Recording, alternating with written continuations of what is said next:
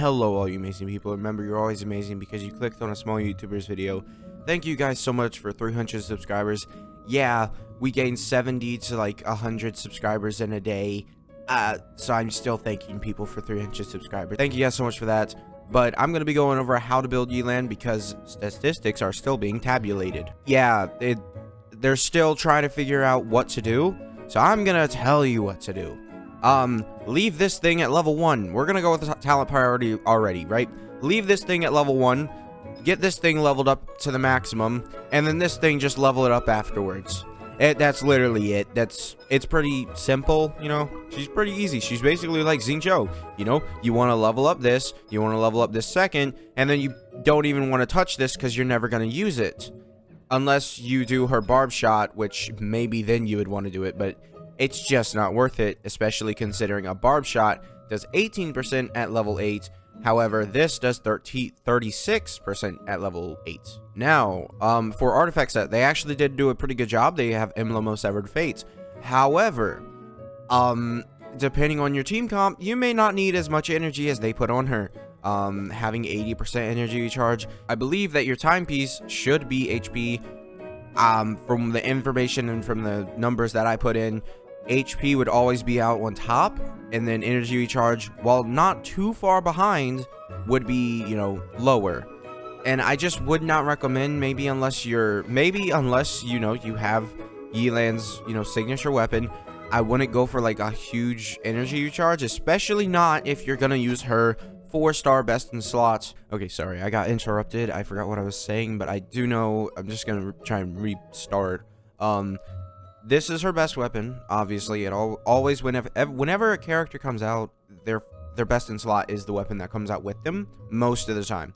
Zhongli kind of did. He's the only one to ever have their signature weapon outclassed, and I'm not considering Albedo's mountain shaper or mountain whatever to be actually his signature weapon. It's just, it kind of is, but it just doesn't work with his character. It's not designed for his character, and I'm just like, no, it's not it.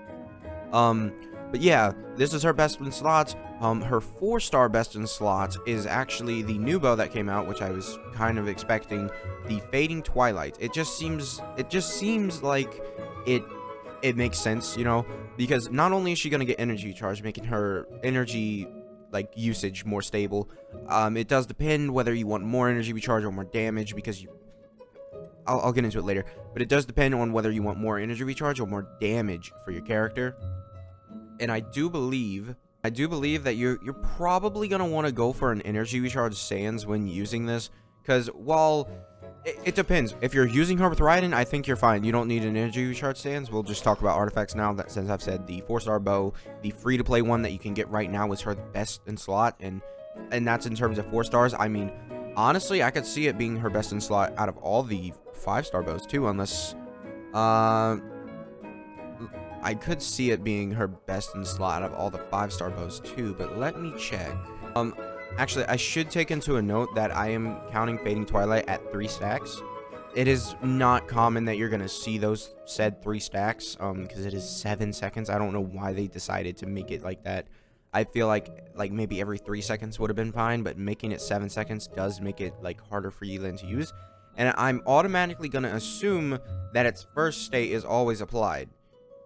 That could be wrong, and if it isn't, then that means 21 seconds. That's kind of dumb. But it is still her best 4-star weapon, and it is better than all the 5 stars too. So also I'm calculating it at 5, refinement rank 5, if I didn't say that. So you're not really, it's this and then the 4-star bow that just came out. There's just, Yelan's so unique how she only hits with HP. It doesn't really, no bow, like if you look at some of these bows, it's literally just their entire passive is just give attack, like Polar Star. The 4-star bow, the base attack doesn't matter, which is why 475 base attack right here is not bad at all, because she doesn't use attack at all. So I forgot to mention, Moon's Moon can be stronger than Fading Twilight. It's at R3 compared to the R5 Fading Twilight, right? And I was comparing it on a comp with Yoimiya, Zhongli, and Kazuha. So those 3 energies, I know Zhongli has a really low energy cost, and I believe Yoimiya has 60 energy cost.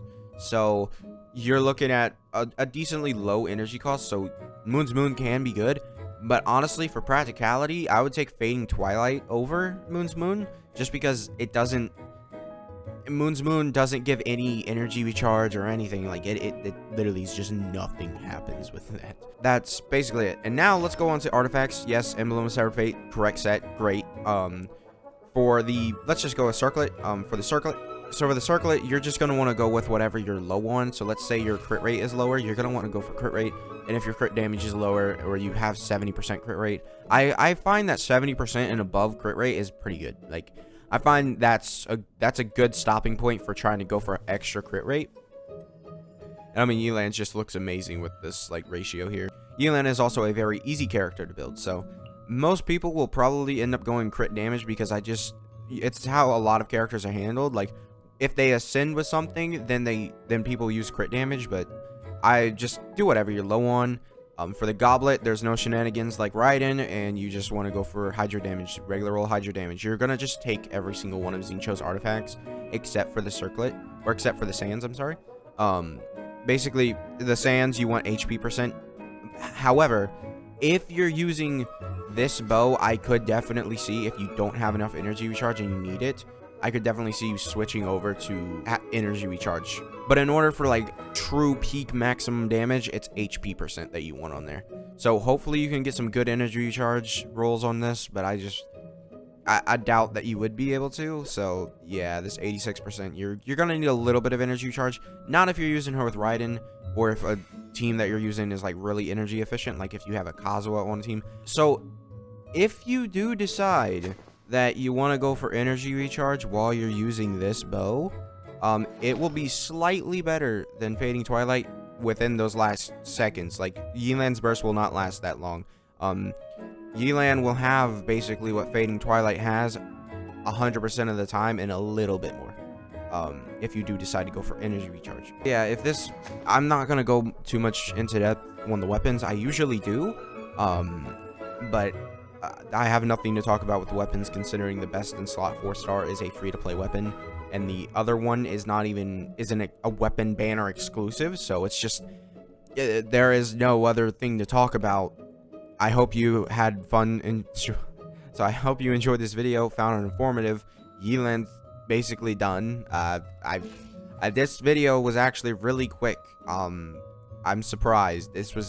She's a very straightforward character, but I just need to make this video because, you know, the statistics are being tabulated. You know, I needed to make this video because some people are probably going to be misled at some point. Maybe they're going to go for, you know, maybe they're going to go for, like, triple HP like they do on Zhongli because they think, oh, yeah, it's whatever. So, yeah, that's going to be it for this video. Make sure to subscribe, and I'll see you guys next time. Bye.